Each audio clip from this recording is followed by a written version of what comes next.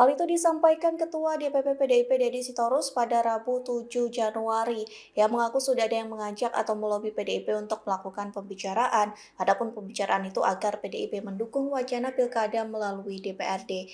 Namun Deddy menyebut ajakan pembicaraan ini belum ada jadwal resminya dan detail kapan akan dimulainya pembahasan.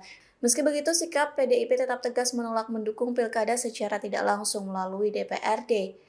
Dedi menegaskan sejak awal menanggapi adanya wacana pilkada via DPRD ini sikap PDIP tidak akan berubah.